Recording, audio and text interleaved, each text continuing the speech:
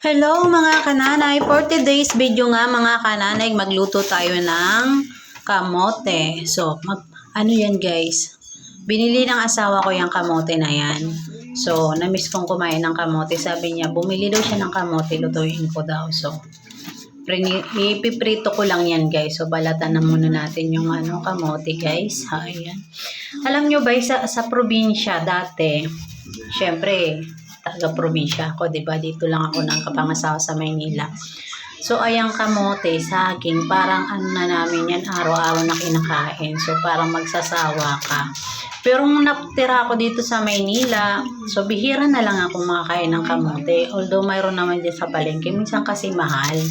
So, mapapaaray ka sa presyo. Sabi ko, sa probinsya, parang araw-araw namin itong kinakain. Dito, bihira. Kaya parang namiss ko nang kumain ng kamote tsaka saging kasi minsan mahal nga yung saging at kamote. Lalo na yung ube. So, parang sa tanda ko nung napunta ako dito, parang 2 beses pa lang ako nabili ng ube. So, ang mahal kasi. So, mainam din talaga kung nakatira ka sa probinsya yung kaso naman pag nandun ka talaga sa probinsya parang mananawa ka din naman, pero naisip ko pag pala yung yung nasa syudad ka, syempre mahal yung mga bilihin, yung mga nakasanayan mong kainin sa probinsya, bihira mo nang makain, so mamimiss mo rin talaga. Ulo pag nandun ka, masabi mo nakakasawa naman, ganito na lang lagi, diba? So, yun naman talaga yung pang merienda doon, pang mga kutkutin sa probinsya, diba? Yung mga lamang root crop ba. So, ayan na nga guys. Umpisahan ko na nga magprito. So, ayan. So, talagang nakakamiss din kumain talaga ng ganito guys, no? So, masarap yung niyan guys, kulay dilaw, tsaka orange.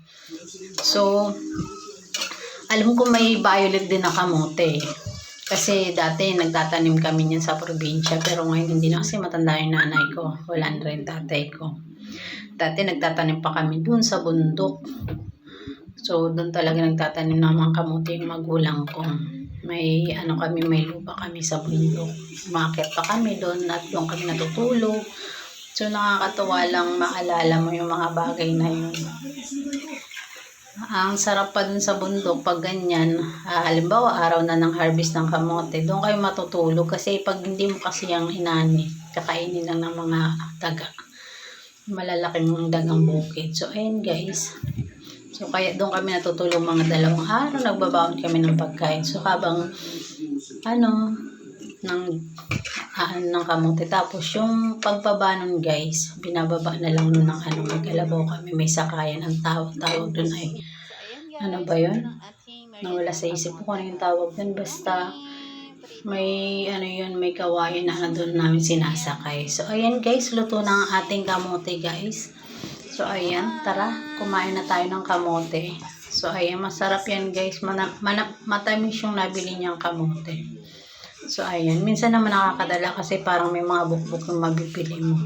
So, ayan lang guys. Bye-bye. Thank you for watching.